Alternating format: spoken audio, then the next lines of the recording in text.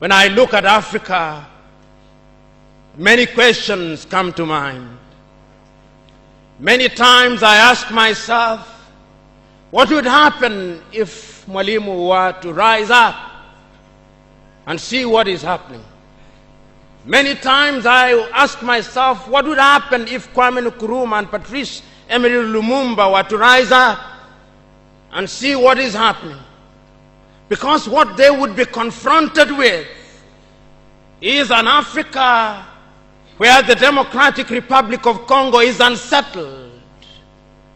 There is a war going on there, but it is not on the front pages of our newspapers because we don't even control our newspapers and the media. As I speak to you, the Central African Republic is at war, but we talk of it only mutedly. As I speak to you now, in South Sudan, the youngest nation in Africa, the Nuer have risen against the Dinka. As I speak to you now, Eritrea is unsettled. As I speak to you now, there is an ease in Egypt as there is an ease in Libya. In Niger, it is no better. In Senegal, in the Casamance, is no better. In Somalia, is no better. Africa is at war with herself. This is what they would be confronted with.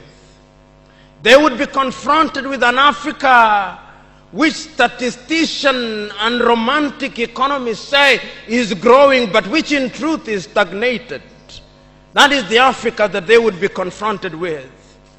They would be confronted with an African which, as Professor Mlama intimated in our presentation here, is an African which is suffering from schizophrenia.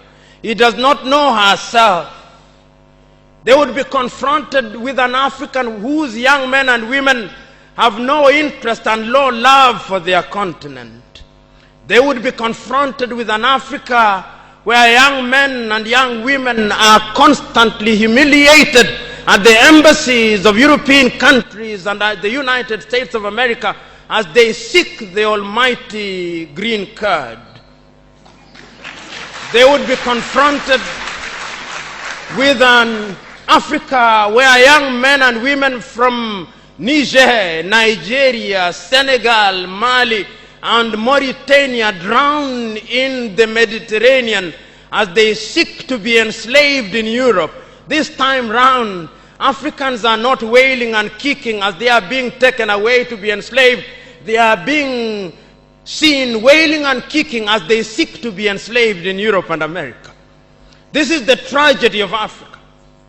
They'll be confronted with an African where people have lost their self-pride. An Africa where Africans are not proud of their things. An Africa where in the hotels of Dar es Salaam or Nairobi, even food has foreign names. When we fry potatoes, we call them French fries, even when they are fried in Dar es Salaam. That is the Africa that they would be confronted with. They would be confronted with another Africa. An Africa which does not tell her story. An Africa whose story is told by Europe and America, the CNN, Radio Deutsche Welle, Radio France. That is the Africa they would be confronted with.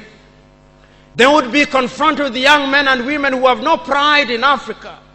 When they want to enjoy themselves, they sing the praises of football teams from Europe and America.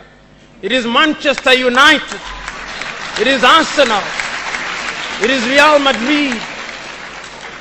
And Barcelona, not Yanga, not Mufulira Wanderers, not Gor Mahia, not FC Leopards. No. That is the Africa that they would be confronted with. They would be confronted with an Africa which does not enjoy its theater and drama. That Africa celebrates Leonardo DiCaprio. It celebrates Angelina Jolie and Brad Pitt. The Africa does not celebrate Genevieve Naji of Nigeria or Rita Dominic or Lou Jacobs of Nigeria, it does not celebrate Bongowood or Nollywood or Riverwood. It celebrates Hollywood. That is the Africa with which they would be confronted.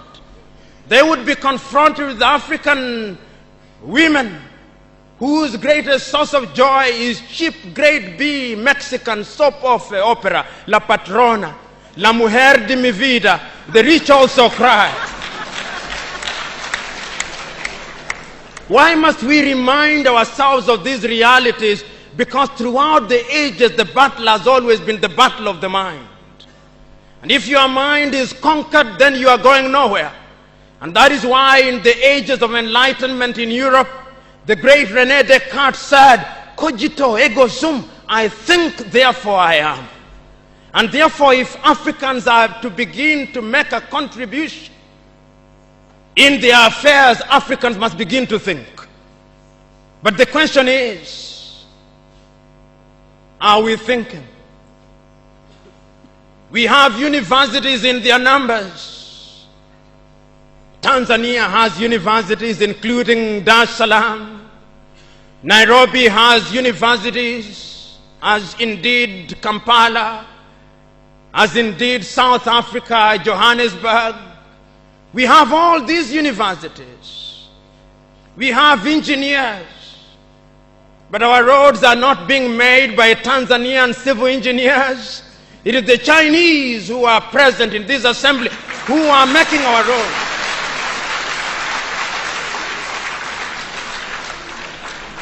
So we have engineers who cannot even make roads.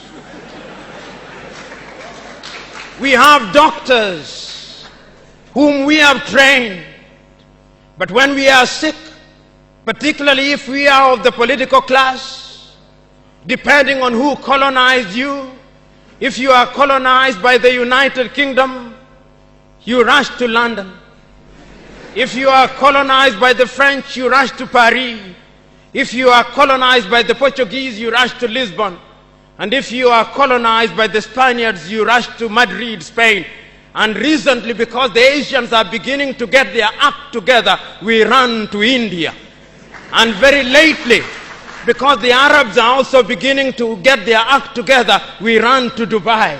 Notwithstanding that we have the Kenyatta hostels of this country, the Muhimbilis of Tanzania, the Chris Hani Baragwanaths of South Africa, and the Mama Yemos of Kinshasa in Zaire or the Democratic Republic of Congo, but we have no faith in our doctors. In the area of education, we also don't have faith. Our political class introduced something that they call free education, but it's free indeed, free of knowledge. Because they are so suspicious of those institutions that the typical African politician would not dare take their children to those schools.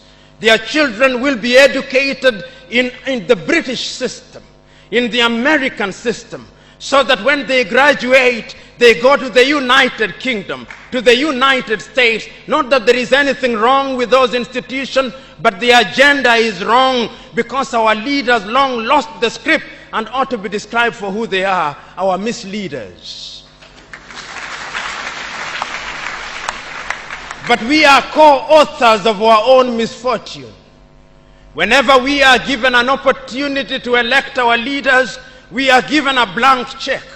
And if you permit me a little latitude, and if you give me a blank check, and you allow me to analogize, and you say that I'm given the blank check to buy a Mercedes Benz, what we do is that when we are called upon, having been so empowered, we buy what one calls a tuk-tuk from India and expect it to behave like a Mercedes Benz.